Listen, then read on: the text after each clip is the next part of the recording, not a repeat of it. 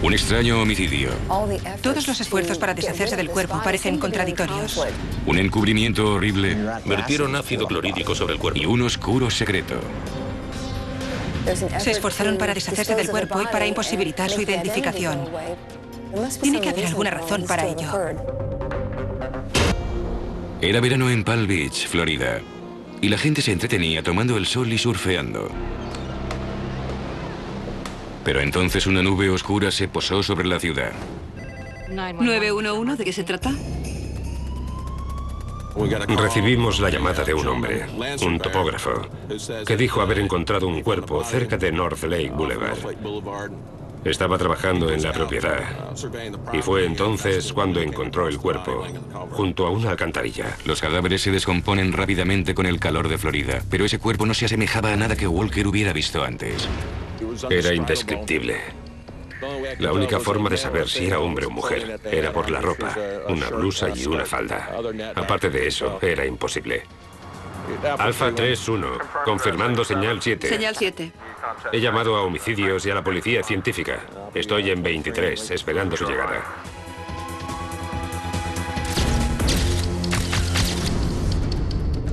Mientras la policía científica registraba la zona, los sargentos Bill Springer y Johnny Slaughter llegaron para ver a la víctima. 325 en zona 97.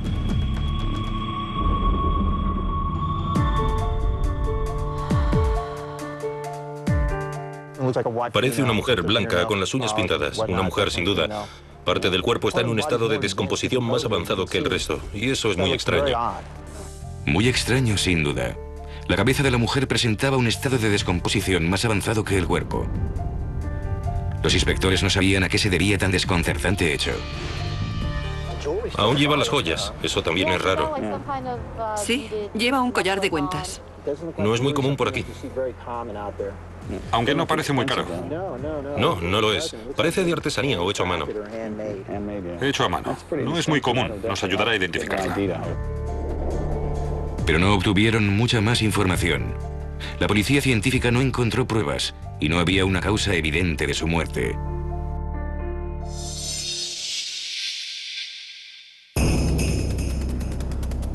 Al día siguiente, el forense practicaría la autopsia. Por desgracia, a veces la causa de la muerte no se ve a primera vista. Alrededor del cuello de la víctima había un trozo de cable eléctrico. De momento no sabíamos de dónde procedía el cable. Sin embargo, el hecho de encontrarlo alrededor del cuello hacía pensar en que había sido estrangulada. El forense también advirtió algunos detalles extraños sobre el estado de descomposición. Presentaba una gran pérdida de tejido blando en la región del cuello y cabeza, mayor que en el resto del cuerpo. También presentaba una clara decoloración en esta zona, lo que sugería que se había utilizado una sustancia corrosiva. La sustancia corrosiva era un producto fabricado por el hombre y había sido vertido sobre el cuerpo por otra persona.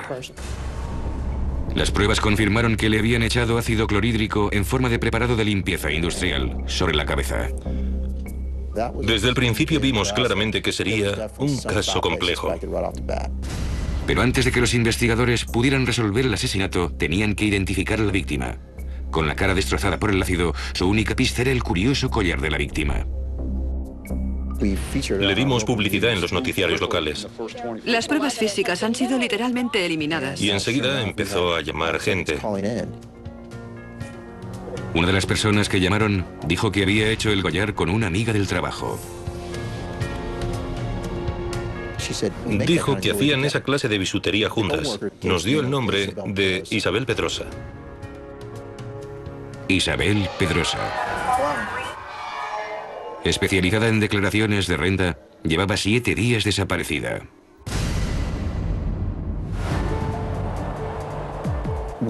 Una vez introdujimos el nombre de Isabel Pedrosa en nuestra base de datos, vimos que habían denunciado su desaparición.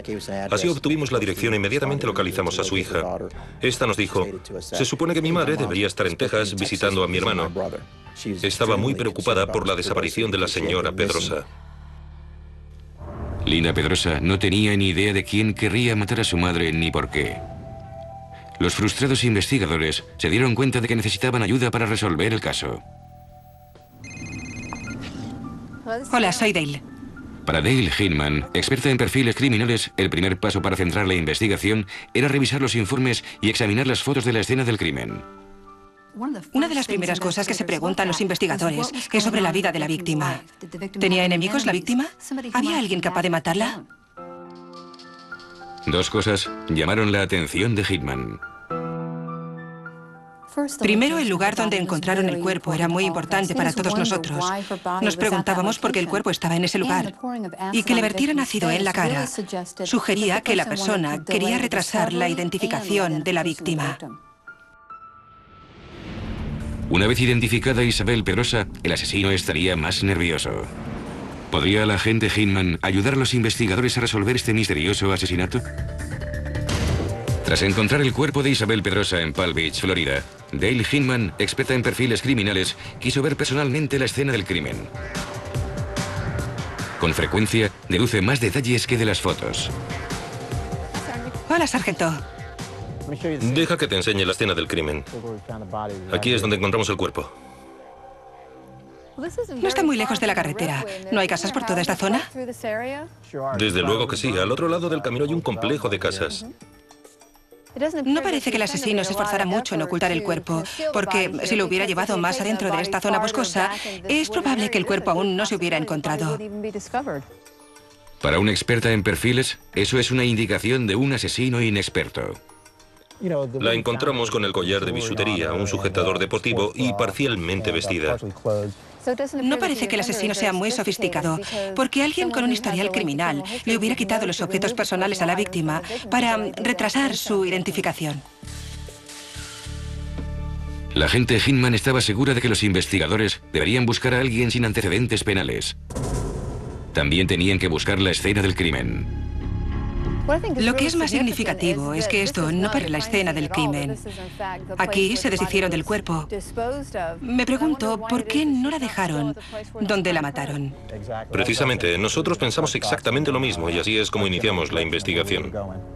Tiene que haber una razón por la que el cuerpo no permaneciera en la escena del crimen. Hinman tenía una explicación lógica. No dejaron el cuerpo donde la mataron. El hecho de que el asesino trasladara el cuerpo hasta aquí indica que necesitaban alejarla de la escena del crimen. Probablemente el asesino no fuera un desconocido para la víctima. Haber movido el cuerpo sugiere una cierta familiaridad entre el asesino y la víctima. Eso significaba que Isabel Pedrosa conocía a su asesino.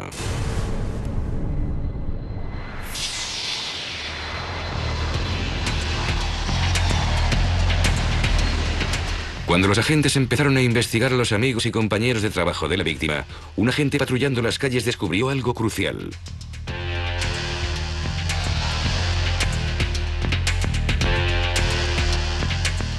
El vehículo de Isabel Pedrosa fue encontrado en el aparcamiento del aeropuerto del condado de Palm Beach. Los investigadores que registraron el coche encontraron varias pruebas. La experta en perfiles, Dale Hinman, y el sargento Johnny Slaughter llegaron al depósito de coches para recabar información. Dime que tienes buenas noticias. ¿Qué habéis encontrado? Podéis ver que el asiento está muy echado hacia atrás y el respaldo está muy inclinado. ¿La víctima no era de estatura baja? Muy baja, bajita. No creo que con el asiento en esa posición alcanzara los pedales ni el volante. Con el asiento en esta posición, es evidente que quien quiera que condujera el coche tenía las piernas muy largas. Era evidente. Alguien que no era la víctima condujo su coche hasta el aeropuerto. Todo esto me huele a un montaje. Es como si el asesino hubiera hecho algunas cosas para confundir a los investigadores. Y, por supuesto, no es parte del crimen. Estoy de acuerdo. Pero irónicamente, la persona que ideó la estratagema parecía que no se esforzó mucho en cubrir su rastro. Veo que habéis encontrado algunas huellas. Tenemos algunas en el cristal trasero, cerca de la ventanilla, también en el espejo retrovisor interior y en el cambio de marchas. Estupendo. Veamos a quién pertenecen. Los investigadores no sabían qué pensar con lo que habían encontrado. No tenía sentido que el asesino se esforzara tanto en retrasar la identificación de la víctima y luego no se molestara en limpiar las huellas del vehículo. Unos días después, una llamada dio un giro a la investigación.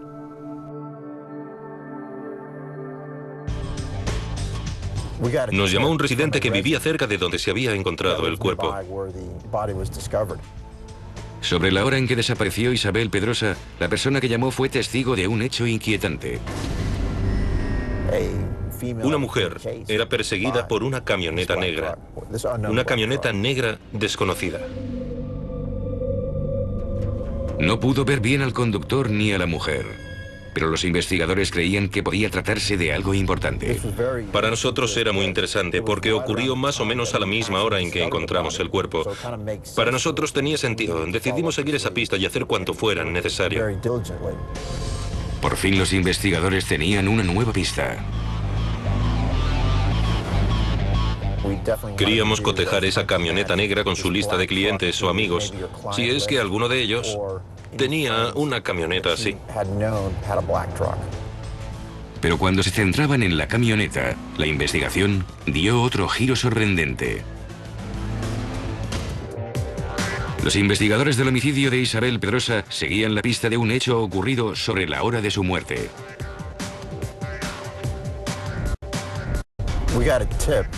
Nos llamó un residente que vivía cerca de donde encontramos el cuerpo y nos dijo que había visto una camioneta negra. Era posible que tuviéramos un potencial sospechoso. La agente Hinman no estaba tan segura de que fuera una pista sólida. Toda pista es investigada hasta su lógica conclusión. Pero parecía muy poco probable que esa persona llamara la atención en esa zona y luego volviera para deshacerse del cuerpo allí. Los investigadores localizaron la camioneta y averiguaron que el conductor perseguía a su esposa tras una discusión. La mujer subió a la camioneta y todo terminó bien. Decidimos que no tenía relación alguna con el caso, por lo que no nos servía de absolutamente nada. Los agentes volvían a estar como al principio. Pero de pronto, un cambio de rumbo. Las huellas encontradas en el coche de la víctima corresponden a un delincuente que se encontraba en libertad condicional.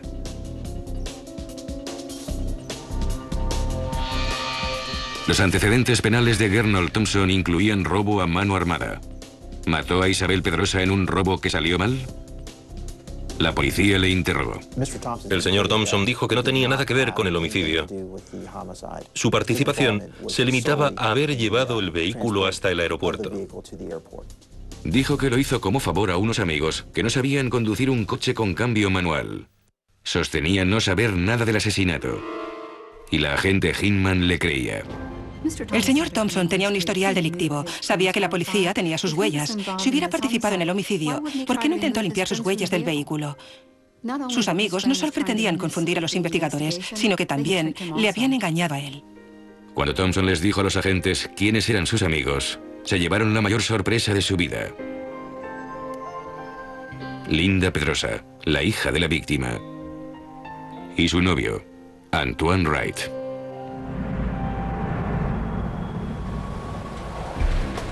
Volvieron a visitar a Linda. Nos invitó a pasar a su casa, nos sentamos y hablamos con ella. Los inspectores no la creyeron cuando dijo que no tenía nada que ver con la muerte de su madre, pero necesitaban pruebas. Inspeccionamos la casa y no vimos nada fuera de lo normal. La casa estaba limpia, era agradable. Cuando el sargento iba a marcharse, advirtió algo raro. El cable eléctrico que se encontró alrededor del cuello provenía de una lámpara. Y había una lámpara rota oculta en un rincón. Y vio algo más que le pareció sospechoso. Una pared que parecía recién pintada. El sargento Slaughter se preguntó qué había bajo la nueva capa de pintura. En la zona pintada, la pared y la puerta no parecía que hubieran hecho un gran trabajo, sino más bien que se hubieran dado prisa por terminarlo.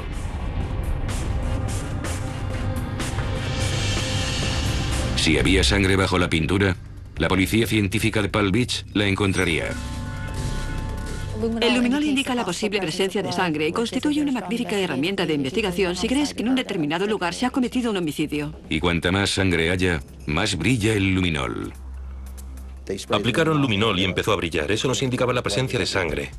Parecía que los investigadores habían encontrado el lugar en el que Isabel Pedrosa había sido asesinada, pero aún tenían que probar quién lo había hecho. En la casa que Isabel Pedrosa compartía con su hija, los investigadores habían encontrado un rastro de sangre oculto bajo una capa de pintura. El hecho de que esa pared pareciera tan distinta hizo que los investigadores se fijaran en ella. A ellos les pareció que trataban de ocultar algo. La policía científica del condado de Palm Beach identificó la sangre como la de Isabel Pedrosa. Linda y su novio Antoine se convirtieron en los principales sospechosos de su asesinato. Había sangre por todas partes, a pesar de que intentaron ocultarla. Cogieron pintura en aerosol y pintaron encima de la sangre. Los investigadores sabían que uno de los jóvenes amantes era el asesino, pero la sangre por sí sola no bastaba para asegurar su condena. Por suerte contaban con un as en la manga, una llamada de control. Haciendo que otra persona llamara a los sospechosos y les hiciera hablar, pudieron conseguir información que no habrían obtenido de haber ido a hablar con los sospechosos. Y los investigadores contaban con la persona más adecuada, Gernot Thompson, el hombre que había conducido el coche de Isabel Pedrosa hasta el aeropuerto. Aceptó ayudar a los agentes y llamó a sus amigos. Hola. Hola. Sí, ¿qué pasa? Escucha, nosotros sabemos que tú no lo hiciste. No hay forma de que puedan implicarte diciendo que tú lo hiciste. Sí, pero con mis huellas en el coche tiene todas las pruebas que necesitan. A pesar de mostrarle las pruebas, Linda Pedrosa se negó a confesar. Su novio, Antoine Wright, se desmoronó ante la presión.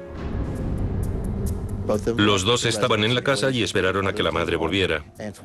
Antoine se puso unos guantes y se acercó a ella por detrás y le golpeó en la cabeza con una sartén. Cogió una lámpara que estaba cerca, le pasó el cable por el cuello y empezó a estrangularla. La llevaron al cuarto de baño. Y fue entonces cuando se les ocurrió la idea del ácido para hacer desaparecer el cuerpo. Todos suponíamos que vertieron ácido clorhídrico en la cara con la intención de retrasar la identificación de la víctima. Nunca habíamos imaginado que fueran tan ingenuos, que pensaran que así desaparecería todo el cuerpo. Luego, la hija y su novio cogieron el cuerpo de Isabel y lo abandonaron en el bosque. Según algunos testigos, Linda Pedrosa y su novio tenían un buen motivo para asesinarla. Era una hija rebelde. Quería salir con un joven afroamericano. Decía que su madre era racista. No me deja estar con la persona que amo, de la que me enamoré. Su móvil era que así podrían ser libres, vivir juntos y todo sería perfecto. Tendrían hijos y vivirían felices toda su vida. No, no me miréis. Apartaos de mí, joder. Antoine Wright aceptó declarar contra su novia y ahora está cumpliendo una condena de 20 años. Linda Pedrosa se negó a testificar contra Wright y está cumpliendo una condena de 40 años por el asesinato de su madre. Isabel Pedrosa era una madre soltera muy trabajadora, que solo quería lo mejor para su única hija. ¿Quién iba a imaginar que las normas de Isabel y la rebelión adolescente de su hija la llevarían a su muerte? Gracias a la dedicación del sargento Slaughter y los agentes de la oficina del sheriff del condado de Palm Beach, Linda y su novio Antoine están pagando por lo que hicieron. Un depredador andaba suelto. Estoy convencida de que se trata de un asesino en serie. Una serie de preocupantes asesinatos. Parecía un crimen sexual que había salido terriblemente mal. A medida que el asesino va adquiriendo experiencia, la experta en perfiles Dale Hinman se prepara para detenerle antes de que ataque de nuevo.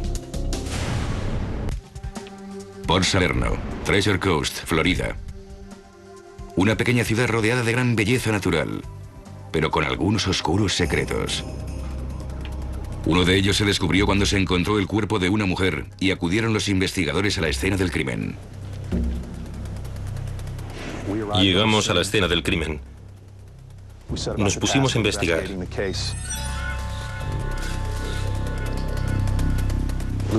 El teniente Silvas y yo efectuamos el primer reconocimiento visual y vimos que se trataba de una mujer blanca.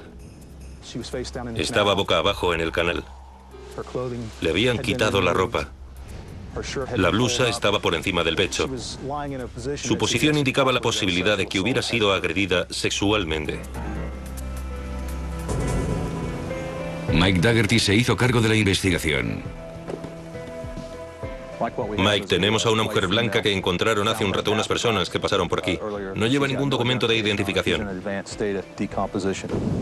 Está en avanzado estado de descomposición, por lo que será difícil identificarla. Los casos en los que la víctima no puede ser identificada son mucho más difíciles de resolver. ¿No lleva identificación? No hemos encontrado nada.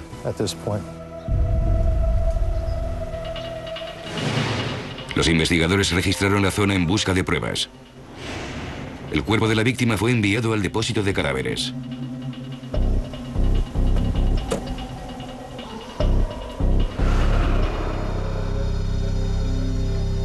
El inspector Daugherty volvió a su despacho para comprobar si aparecía en personas desaparecidas. Una de las cosas que hacemos es entrar en la base de datos de personas desaparecidas para ver si coincide algún dato, para así reducir el campo de búsqueda.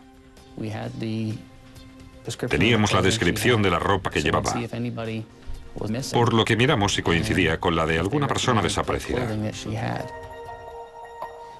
Todo lo que sabíamos es que era una mujer blanca.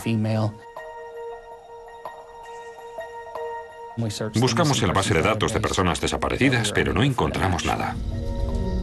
El inspector Daugherty recibió el informe de la autopsia e inmediatamente alertó a sus colegas.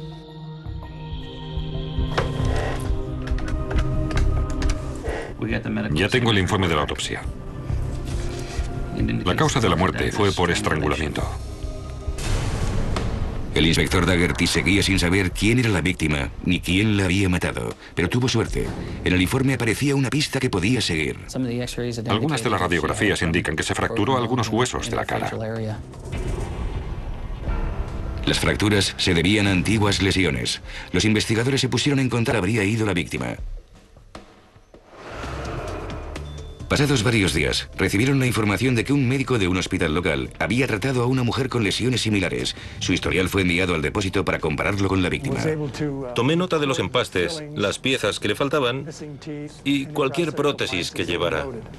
A partir de las radiografías, el Dr. Williams preparó una tabla dental de la paciente que recibió tratamiento. Luego, hizo lo mismo con la víctima no identificada. Entonces, cogí los restos y efectué un examen dental forense, para lo que hice radiografías, gráficos y fotografías para tener la tabla dental post-mortem. Cuando tuve las dos tablas, las comparé. No encontré ninguna diferencia destacable. Coincidía. La víctima era Jackie Bradley, de 43 años, residente en Port Salerno. Una vez identificamos a la víctima como Jackie Bradley, nos dedicamos a localizar a su familia, amigos y las personas con las que vivía. Y descubrieron que era madre de una hija. Varias personas dijeron que había discutido con su novio y que no la habían visto desde entonces. Cuando los investigadores supieron lo de la discusión, su novio se convirtió en el principal sospechoso. Lo llamaron para interrogarlo. Jackie Bradley llevaba unas joyas. Cuando se las mostramos al novio, se echó a llorar. Estaba visiblemente afectado. Nos habló de la discusión que mantuvieron, que se separaron y que él estaba preocupado por ella. El novio de Jackie Bradley admitió que ambos discutían con frecuencia, pero negó haberla matado. Dijo que esa noche estaba en una fiesta y los agentes comprobaron su coartada. Era cierto. Pedimos ayuda a una experta en perfiles, porque lo cierto es que no teníamos ninguna prueba física. Nosotros tenemos una forma de investigar, y ellos aportan otras técnicas, otra forma de considerar el caso. Nos ayudan porque aportan otras piezas del gran puzzle que intentamos resolver. Debido a su experiencia, pueden decirnos cómo creen que ha ocurrido el delito. La agente Dale Hinman ha ayudado a resolver muchos casos que parecían que iban a convertirse en casos abiertos. Cuando revisé el informe inicial y vi las fotos de la escena del crimen, lo primero que me llamó la atención es que le habían quitado la ropa a la víctima. Parecía un crimen sexual y me preguntaba por qué el violador lo había convertido en un homicidio. También me llamó la atención el lugar. Era un barrio residencial. ¿Cómo podía alguien cometer un asesinato en un lugar tan público? La agente Hinman sabía que el asesino que tiene agallas para correr esos riesgos, con frecuencia vuelve a matar. Dale Hinman, experta en perfiles, intentaba comprender el asesinato de Jackie Bradley. En base a lo que los inspectores me dijeron, a mí me parecía un delito sexual que se había convertido en asesinato. Tenía que ayudarles a averiguar por qué. Hinman necesitaba ver la escena del crimen para imaginar en qué momento el violador se había convertido en asesino. Hola, me alegro de volver a verte. Se reunió con los agentes en la escena del crimen. Aquí es donde encontramos el cuerpo. El teniente Silvas le mostró al agente Hinman lo que los investigadores vieron cuando drenaron el canal en el que se encontró el cuerpo. Encontramos 13 como estas junto al cuerpo. Suponemos que con ellas intentaba que el cuerpo permaneciera sumergido. Esas piedras normalmente están junto a la tubería por razones de erosión. Parece que el individuo colocó las piedras sobre el cuerpo para retrasar el descubrimiento del mismo. Aunque no es una acción criminal muy sofisticada, porque debería haber sabido que el cuerpo acabaría por emerger. Quizá primer asesinato y le falte experiencia. Buscó más pistas. Contadme algo del barrio. Es un barrio residencial. Es interesante que el asesino dejara el cuerpo en esta zona. Yo diría que si hubiera dispuesto de su coche, lo más probable es que lo hubiera llevado más hacia el oeste, donde hay menos casas y menos oportunidades de encontrarlo. En base a lo que hemos visto aquí, si este es su primer asesinato, es probable que o bien viva cerca de aquí, o trabaje por aquí, o aquí hay algo que le atrae. Pero antes de que los investigadores pudieran aplicar el razonamiento del agente Hinman, de que el asesino estaba cerca, ocurrió algo sorprendente.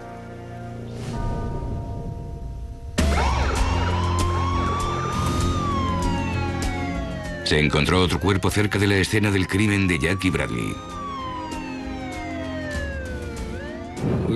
Recibimos la llamada de una familia que estaba dando un paseo y descubrió los restos de lo que parecía ser una mujer blanca sin identificar.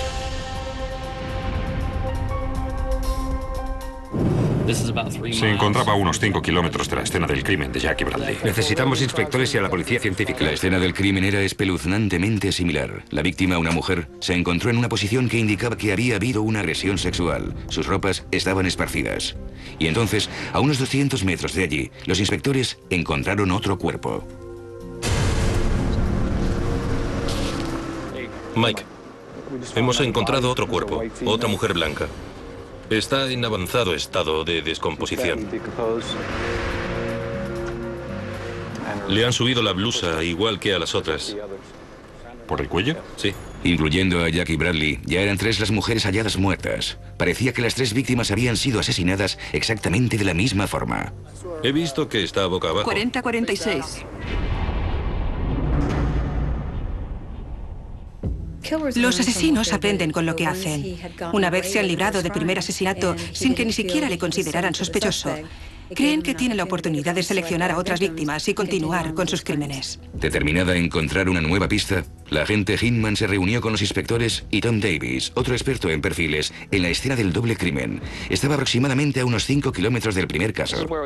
Aquí es donde encontramos el cuerpo de la segunda víctima. Cuando la vimos estaba de espaldas. La blusa la tenía por el cuello y los pantalones y la ropa interior estaban en el bosque, no lejos de aquí. Y al igual que con el primer cuerpo, cuando el sospechoso intentó con unas piedras que el cuerpo no emergiera, en este caso intentó ocultar el cuerpo con hierbas. Parece que, al igual que en el primer caso, el asesino ha hecho el esfuerzo mínimo para ocultar el cuerpo y así retrasar la identificación del mismo. Los investigadores sabían que estaban en el camino de identificar al asesino. Pero el terreno era más traicionero cerca del lugar del tercer asesinato. Ten cuidado, ahí hay un agujero. Uno de nuestros hombres metió el pie en ese agujero y se torció el tobillo. La tercera víctima estaba de espaldas. Una vez más, la blusa estaba subida a la altura del cuello. Los pantalones están en el bosque, no lejos de aquí. Hemos encontrado sus zapatos. Aquí hay señales de pelea y hay pruebas que indican que fue arrastrada. Ahí vemos las señales de cómo fue arrastrada hasta aquí, donde la dejó y la ocultó con unos arbustos. Todos presentimos que el asesino estaba aprendiendo de sus asesinatos. El hecho de que matara a 2 personas en el mismo lugar era muy significativo. Ese individuo estaba acelerando y era poco probable que parara, a no ser que alguien lo detuviera. En base a las 3 escenas del crimen, lo que hemos visto, la cercanía y otros aspectos comunes de las 3 escenas del crimen, creo que se trata de un asesino en serie. Según el informe del forense, creemos que las dos últimas víctimas fueron asesinadas en la misma noche. Otro punto que confirma que se trata de un asesino en serie. Y el hecho de matar a dos mujeres en el mismo lugar y la misma noche representa una escalada en el grado de violencia. El asesino había matado a dos mujeres en una orgía de violencia sexual. Pero en su precipitado intento de ocultar a las víctimas, ¿dejó el asesino algo que podría llevar a los investigadores hasta su puerta? Un asesino en serie ha estrangulado a 3 mujeres en Port Salerno, Florida. Y con cada crimen se vuelve más atrevido. El hecho de que los crímenes se cometieran a tan poca distancia el uno del otro sugería que esa era su intención. Estaba buscando más mujeres para agredirlas y matarlas. El asesino estaba tan concentrado en sus crímenes que pasó por alto algo vital. Olvidó una pista reveladora. Localizamos un carnet de conducir junto al cuerpo. La víctima era Kerry Ann Coggy, de 18 años, una adolescente cuya desaparición había sido denunciada a principios de semana. Fui a hablar con los padres de Kerry Ann. Me dijeron que había salido y tenía que volver a casa enseguida, pero que no la habían visto desde entonces. Les describí el cuerpo que habíamos encontrado y su madre se echó a llorar. Los padres les dijeron a los agentes que la amiga de Kerry Ann también había desaparecido. Averiguamos que Kerry Ann fue vista por última vez la misma noche que Crystal Wiggins fue vista por última vez. Los informes dentales confirmaron que Crystal Wiggins era la otra víctima del estrangulador de Salerno. Los investigadores hablaron con docenas de amigas y conocidos de las dos chicas sobre esa última noche. ¿Notó algo raro? Por fin tenían un sospechoso. En el curso de la investigación, averiguamos que la última persona que fue vista con Kerry Ann era Eugene McWatters. También la última persona que fue vista con Crystal Wiggins era Eugene McWatters. Saltaron las alarmas ya que podía ser nuestro hombre.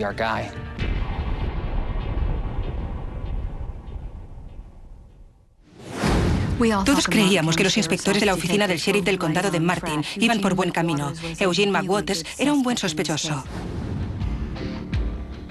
Vivía a pocos metros de donde fue asesinada la primera víctima. No tenía coche, por lo que no hubiera podido llevarla a otro lugar. Era de la zona y seguía en ella cuando se cometieron los demás crímenes. Y tenía un historial de violencia sexual. Cuando los investigadores volvieron a interrogar a los amigos de Jackie Bradley, encontraron el mismo denominador común. Teníamos varios testigos que sostenían que Eugene McWatters era la última persona que había sido vista con Jackie Bradley. El hecho de que estuviera con ella no significaba que lo hubiera matado. Decidimos ir a visitar al señor McWatters. Cuando abrió la puerta vimos que iba con muletas. Eso hizo saltar todas las alarmas. ¿Qué posibilidades había de que McWatters se torciera el tobillo en el mismo agujero de la escena del crimen en el que la agente Hinman estuvo a punto de tropezar? Los investigadores iban cercando al sospechoso, Eugene McWatters. Había sido visto con cada una de las víctimas en Port Salerno y tenía una lesión que podía situarlo en la escena del crimen. A McWatters le preguntamos cómo se había lesionado el tobillo. Dijo que había estado montando unos 4x4 con unos amigos. Los agentes le preguntaron quiénes eran los amigos, pero no pudo responder porque no era así como se había lesionado. Luego cambió la historia diciendo que le habían atropellado al comprar drogas. Cuando le preguntaron al médico que le había atendido, se vio que no era esa clase de lesión.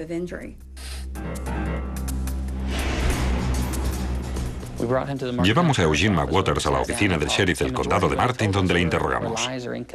Casi todo lo que nos dijo eran mentiras o contradicciones, y cuando volvíamos a interrogarle cambiaba de historia. Nadie le creía. Teníamos muchas pruebas circunstanciales contra Eugene McWatters, pero en casos de esa magnitud, casos que implicaban la pena de muerte, queríamos algo más. Llamamos a Tom Buckledal, ayudante del fiscal del estado, para estar seguros de que si conseguíamos que confesara, dicha confesión se había conseguido legalmente y sería admitida por el juez.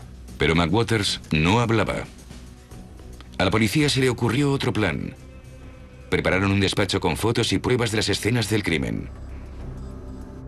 La estrategia era convencer a McWaters de que los investigadores ya sabían que había cometido los asesinatos. Por eso eligieron esas fotos para inducirle a confesar. Mike, ¿le dijiste algo a la prensa con relación a las piedras sobre el cuerpo de la víctima? No, eso es algo que no dijimos. El hecho de que él no sepa lo que vosotros sabéis le dará la idea de que en realidad sabéis mucho más. Será un elemento a vuestro favor en el interrogatorio. Ya que las piedras de la primera escena del crimen no se habían hecho públicas, el hecho de mostrar dichas fotos le llamaría la atención al asesino. Reconocerá las fotos y las asociará con sus víctimas, y eso aumentará la apuesta e incrementará la presión, que es lo que queremos. El inspector Daugherty iba a interrogar a McWaters, pero antes le hizo esperar en el despacho lleno de fotos. Son fotos elegidas al azar, pero el asesino las reconocerá y encontrará un significado personal en todas y cada una de ellas. Siéntese. No, gracias. He dicho que se siente. Quiero seguir de pie. Estoy de acuerdo, el asesino sabrá que él desnudó a las víctimas y dónde dejó su ropa. Y eso es algo que solo él sabe. Cuando se dé cuenta de que lo sabemos todo, pensará, saben que yo lo hice, saben que soy yo. Entonces, se concentrará en las fotos del despacho. Solo en el despacho, Eugene McWaters quedó como hipnotizado por las fotos. La estrategia dio resultado. Al creer que los investigadores lo sabían todo sobre los asesinatos, empezó a hablar. ¿Qué ocurrió después? La tiré al agua. ¿La tiró al agua? Supongo que cuando me excité perdí la cabeza. ¿Y dónde ocurrió? En el sendero. ¿En el sendero? ¿En el sendero principal? ¿La mató allí después de agredirla sexualmente? Eso creo, sí. ¿Sí? He dicho que eso creo, sí. Confesó haber matado a las 3 mujeres y fue condenado a muerte. Nada podrá aliviar el dolor ni reemplazar la trágica pérdida de Jackie, Carrie Ann y Crystal. Gracias a la perseverancia del equipo de investigadores de la oficina del sheriff del condado de Martin, sus seres queridos saben que Eugene McWaters ha pagado por sus crímenes y que para él ya no habrá más víctimas.